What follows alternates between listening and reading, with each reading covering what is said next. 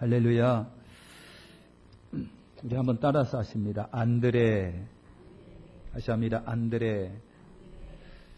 마가복음 3장 16, 19절에 보면은 예수님의 12제자 명단이 나옵니다. 나오는데 12를 세우셨으니 시몬에게는 베드로라는 이름을 더하셨고 또 세베대의 아들 야고보와 야고보의 형제 요한이니 이 둘에게는 보아너게 곧 우레 아들이라는 이름을 더하셨으며 또 안드레와 빌립과 바들로메와 마테와 도마와 알페오의 아들 야고보와 다데오의 가난인 시몬이며 또 가룟 유다니 이는 예수를 판자라라. 예수님의 12제자 명단입니다. 그러니까 예수님의 12제자는 가장 먼저 베드로가 나오고요. 그 다음에 야고보와 요한이 등장하고 곧바로 안드레가 등장을 합니다. 그 다음에 빌립, 바들로메, 마테, 도마, 그 다음에 알페의 아들 야고보, 다데오, 시몬, 가나안 사람 시몬, 그 다음에 유다는 또 가롯 유다, 가롯이라고 하는 곳에 유다, 이렇게 이제 별도로 구별해서 유다 이렇게 나왔습니다. 그래서 아까 금방 말씀드린 것처럼 12제자 중에 네 번째로 안드레라고 하는 인물이 등장을 합니다. 안드레라고 하는 겁니다. 제가 신학교 때 학생 일을 여러 번 맡았습니다. 그래가지고 큰 행사를 좀 치러보고 명단을 짜고 막 그러다 보니까 제 나름대로 경험이 없다 보니까 이름도 순서를 바뀌기도 하고 직분을 바뀌기도 하고 그랬어요. 그런데 그러다가 교수님한테 되게 혼난 적이 있습니다. 야, 너는 순서도 모르냐?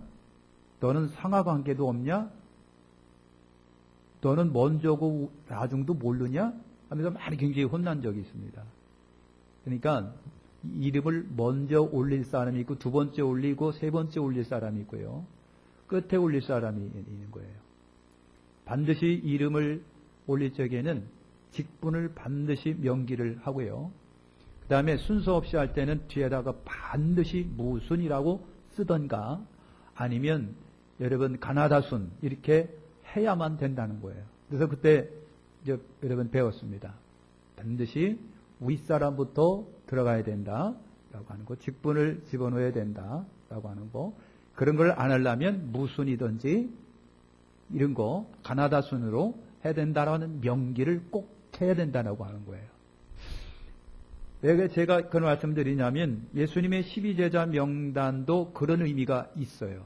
그냥 막 집어넣은 게 아니라 여러분 이 말씀을 기록하신 분이 성령의 감동하심 속에 기록하면서 분명히 이름을 명기할 적에도 순서 있게 했다는 얘기예요. 순서 있게 한 거예요.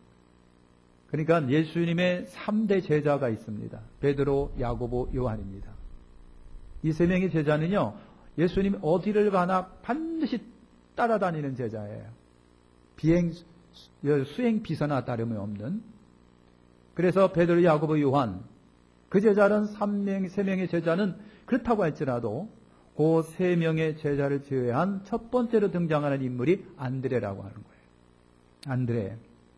그래서 여러분 안드레라고 하는 인물이 사실은 형님, 베드로가 안드레 형입니다. 친형입니다. 그 다음에 야고보, 요한이라고 하는 3명의 막강한 예수님이 제자 때문에 빛을 못 본 사람이에요. 안드레가 그렇습니다. 그런데도 불구하고 안드레는요, 어쨌든 대단히 멋있는, 아주 멋있는 사람이다라고 하는 것입니다. 사람에게는요, 전환점을 이루는 어떤 시기가 있습니다. 전환점, 나를 성숙하게 한다거나 발전하게 한다거나 나를 견고하게 한다거나 도약하게 한다거나 하는 전환점이 있는데 안드레에게도 그런 전환점이 있었다는 얘기죠. 2번의 전환점이 있었어요. 하나가 뭐냐면은 예수님을 만난 날입니다. 예수님을 만난 날. 안드레는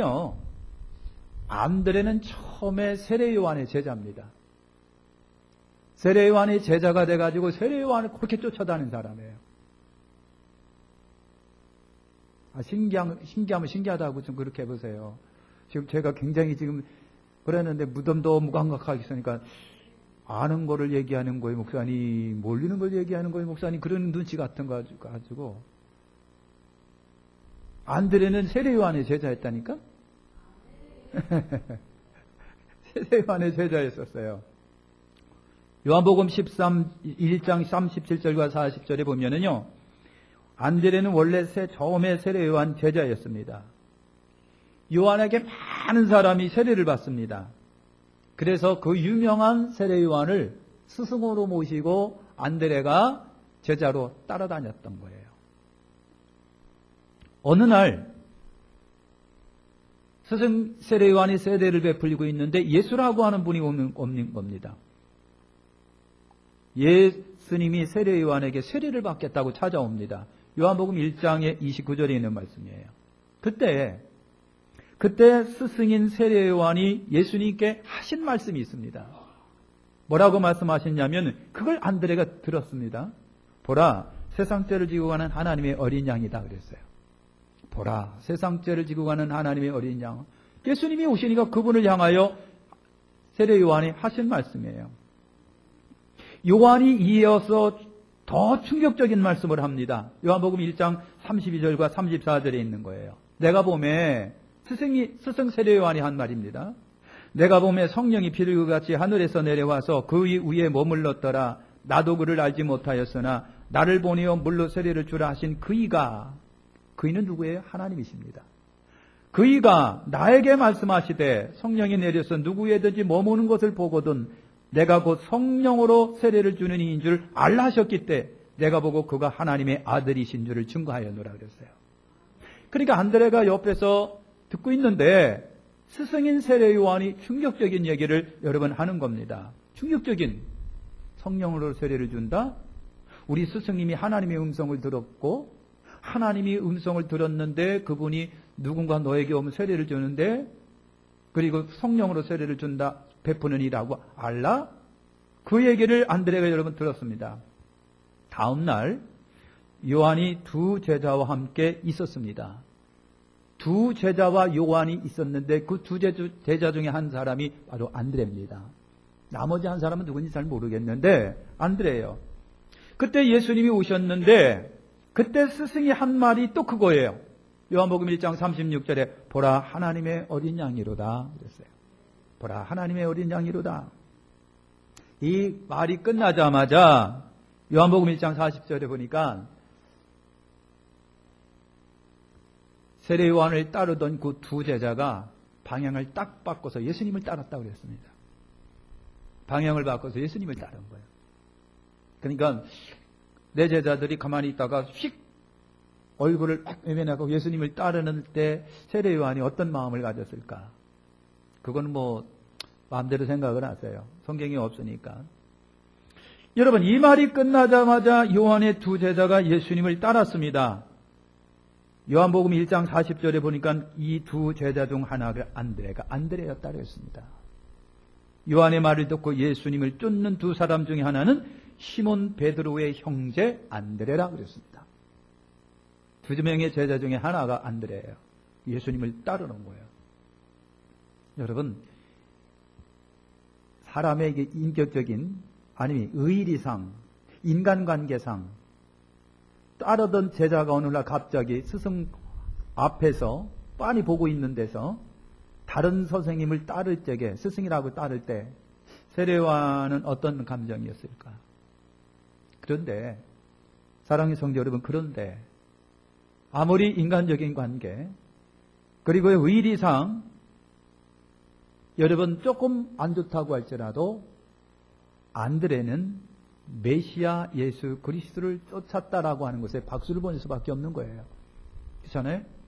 세례 요한을 따르면 구원이 없습니다. 그런데 안드레는 스승이 하는 얘기를 들으면서 저분이야말로 내가 따를 뿐이라고 하는 순간적으로 방향 전환을 일으킵니다. 예수님이야말로 우리를 구원에 이르게 하실 뿐이라고 하는 중대한 비전을 본 거예요. 꿈을 본 거예요.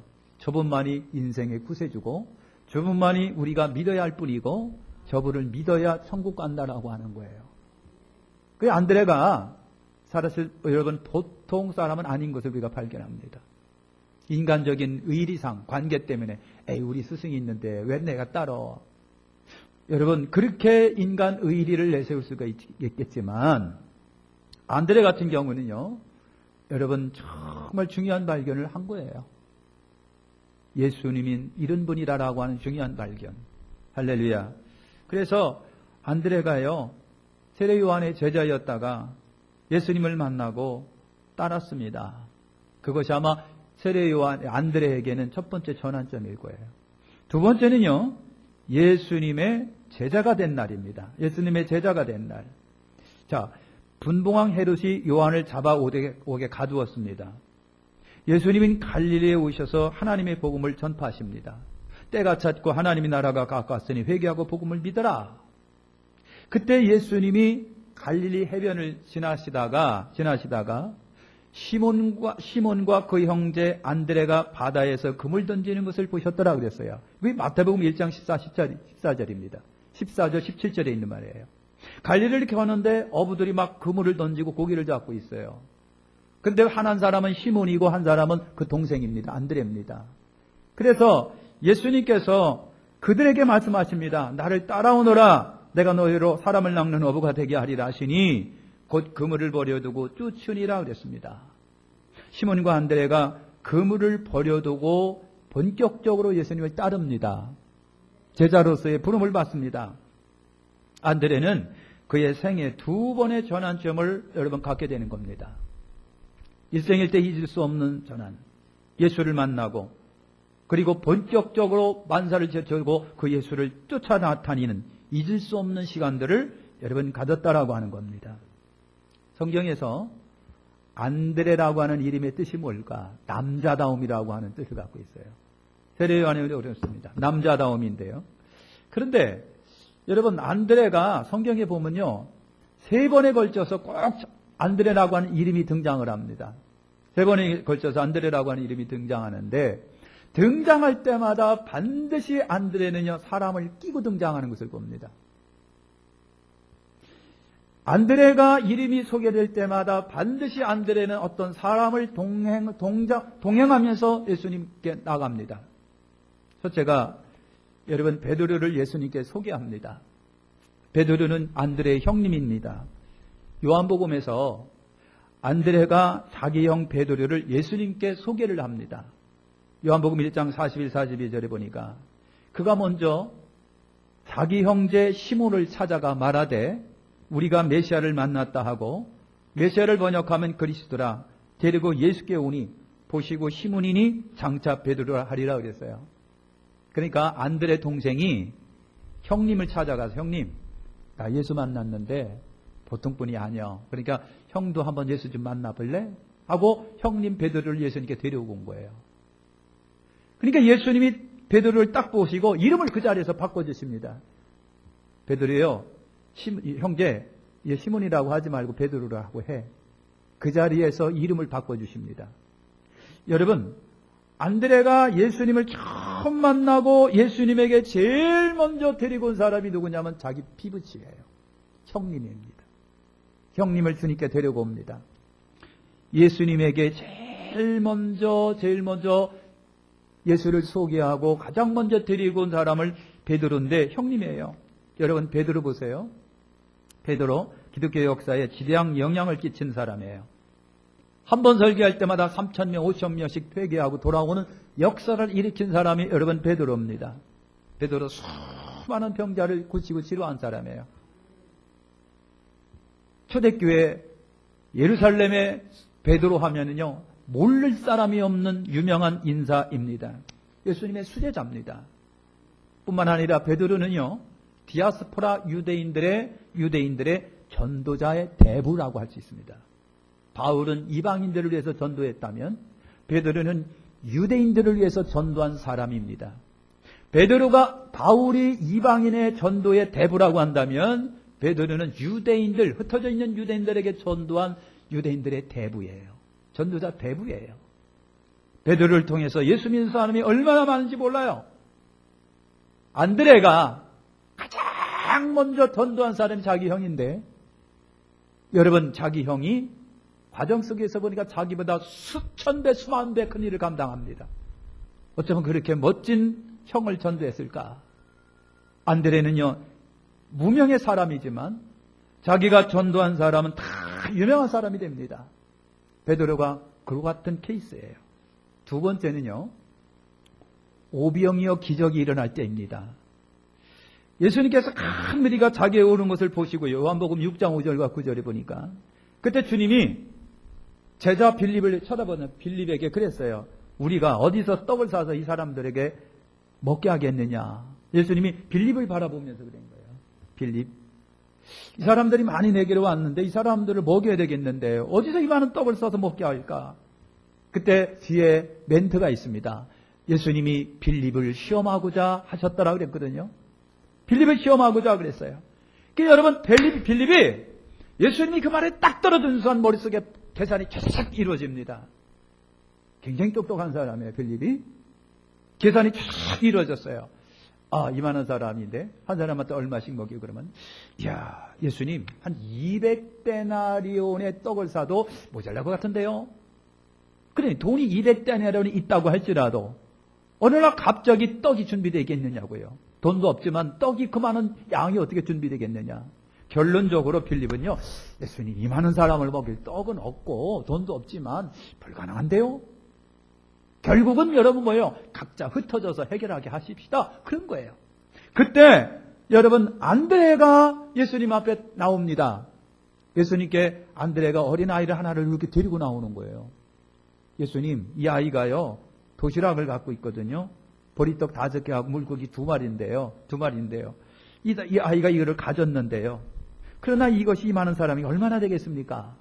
여러분 같으면 아마 빌립, 안드레, 아니 애 도시락 하나 갖고 와서 어떻게 하라는 얘기요? 그걸 왜 예수님께 데려와?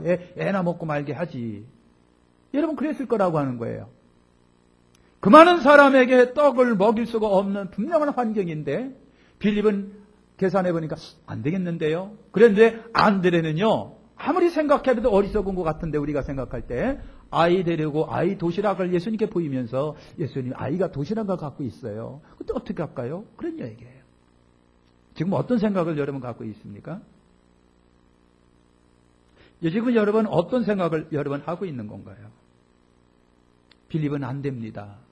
근데 안드레는 여러분 우리가 안드레를 충분히 짐작은 못하겠지만 아이 도시락 하나 딸랑 갖고 왔어요. 그 애가 하나 먹으면 돼요.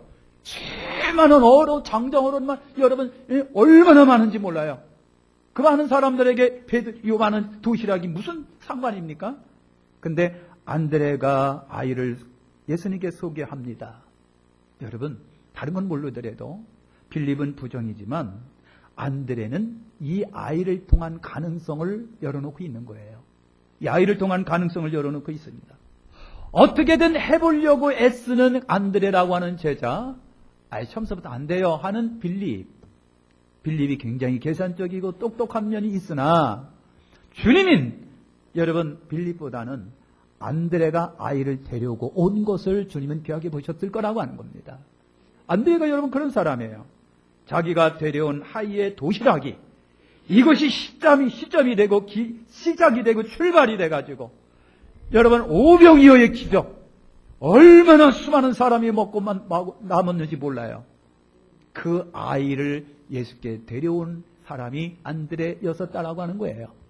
이름 없는 아이, 우습게 보고서 내칠 수도 있는 아이, 무심코 넘길 수도 있는 그 아이, 그 아이를 통해서 오병이의 기적은 나타났다라고 하는 거예요. 할렐루야. 세 번째는요, 유월절 때였습니다. 헬라 사람들을 소개한 일이 있어요. 명절이기 때문에 예루살렘에 입성을 합니다. 수많은 사람이 예루살렘에 들어와서 명절을 여러분 지킵니다. 오산나 찬송하리로다 하면서 막 여러분 찬송합니다. 명절에 예배하러 올라온 사람 중에 헬라인이 있었답니다. 헬라 사람들이 누구를 찾아갔느냐면 제자 빌립을 찾아갑니다. 빌립, 우리가 예수님을 만나고 싶어. 예수님 좀 소개 좀 해줘. 그랬더니 빌립이 자기가 이 사람들 데리고 가면 좋은데 빌립이 그렇게 안 하는 겁니다. 그리고 안드레를 찾아가서 안드레, 이 사람들이 예수님 만나고 싶어 하는데 어떡할까? 그러는 거예요.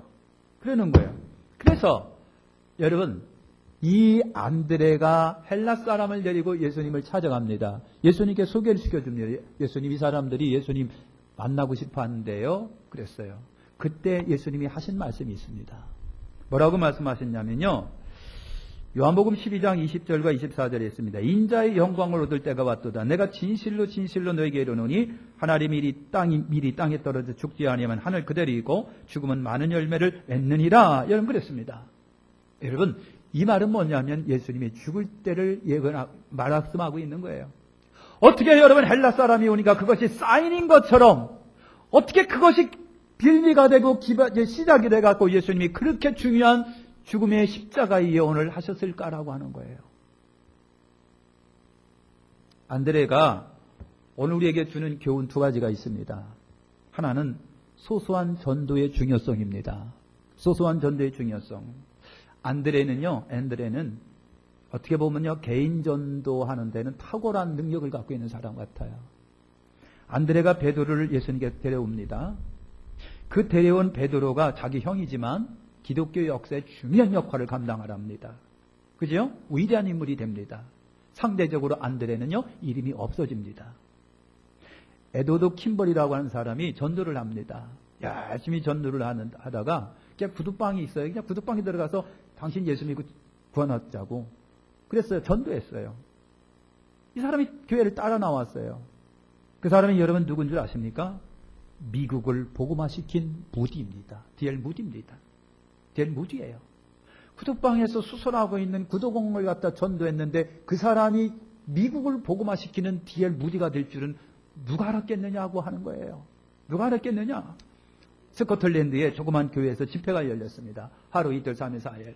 강사가 여러분 사람 데리고 오세요. 전도하세요. 사람 데리고 오세요. 전도하세요. 아무리 전도하라고 배석범처럼 외쳐도 전도를 안 하는 거예요. 근데 마지막 날인데 교인 하나가 여러분 어린 소년 하나를 데리고 오는 거예요. 오늘 새로 오신 분 일어나시라고 아무도 안 일어났는데 그 하나가 딱 일어났어요. 목사님이 축복해 주셨어요. 이 소녀가 아프리카를 복음화시킨 리빙스턴이라고 하는 거예요. 리빙스턴입니다. 안드레처럼 소소한 한 사람 한 사람을 어쩌다 전도했는데 자기가 전도한 사람이 엄청난 기라성 같은 사람이 돼버리고 그를 통해서 수천이 예수 믿고 구원받는 거예요. 시골에 있는 어느 할머니가 손자를 갖다가 교회를 데리고 갑니다. 지 아빠도 없고 엄마도 없는 불쌍한 애니까 전도사님이 애를 데려다가 그냥 잘 가르쳐 주시고 심심치 않게 해달라고 그랬어요. 그리고 할머니가 주일이면 어린 손자 끌고 아무것도 모르면서 이제 교회를 다녔어요. 이 아이가 커가면서 은혜를 받고 한국의 유명한 부흥 강사가 됩니다. 그를 통해서 수백 수천 사람들이 여러분 복음을 듣고 예수 믿고 구원받는 역사가 나타납니다. 소소한 한 사람 한 사람 어떻게 전도한 그 사람들을 통해서 여러 엄청난 역사가 나타납니다. 인도를 처음에 선교한 선교사 있습니다. 이름을 잊어먹었습니다. 아무리 전도해도 사람들이 예수를 안 믿는 거예요. 낙심좌절 내가 나 그만둬야 되나 그러다가 이 사람이 언어에 타고난 능력이 있어갖고요. 성경을 인도어로 전부 다 번역을 했습니다. 그래서 싹 번역을 해서 나눠줬습니다. 여러분 자기는 일생 동안 한 사람도 전도를 못했는데 자기가 번역한 이 번역 성경이 인도를 여러분 수많은 사람을 예수께 인도하는 시발이 된 거예요. 기초가 된 거예요. 여러분 이런 역사가 여러분 우리에게 있는 거예요. 아무것도 아닌 것 같아도 내가 전도한 사람 아무렇지도 않은 것 같아도 일평생 살아가면서 나는 부끄럽게도 한 사람 어떤 소녀 하나 전도했는데 그 소년이 아프리카를 복음화시키는 능력 있는 사람이 되는 거예요. 이것이 개인 전도의 중요성입니다. 내가 알고 있는 악한 사람들, 요 사람들을 전도하는 거. 할렐루야. 안드레는요, 묵묵히란 제자입니다. 묵묵히란 제자. 사실을 안드레가 먼저 예수 믿고 형님을 예수님께 먼저 이렇게 예수님을 이렇게 전도했는데 형님이 워낙 크다 보니까 동생 안드레는요 쭉 묻혀져 버렸습니다. 그런데도 불구하고 원방불평했다는 얘기는 없습니다. 이름 없이 빛도 없이 그림자처럼 주님의 일을 잘 감당한 사람이 안드레예요. 마치겠습니다. 안드레 어떻게 죽었을까? 순교당합니다. 순교당하는 거예요. 베드로는요 어떻게 죽었다? 십자가 거꾸로 매달려. 우리 예수님 이렇게 들어가셨는데 내가 어떻게 예수님처럼 해? 그래서 십자가에 거꾸로 매달려 죽었습니다. 안드레는요 X자로 들어갔습니다. 십자가를 이렇게 옆으로 세워놨습니다. X 같습니다. X로 걸려서 십자가에 매달려서 안드레는 죽습니다. 사형집행관이 말했습니다. 지금이라도 예수를 믿는 신앙을 네가 포기하면 내가 살려준다 그랬어요. 그랬더니 안드레가 그랬어요. 그 집행관을 쭉 쳐다보면서 그대는 그대의 영혼을 잊지 마시오 그랬어요.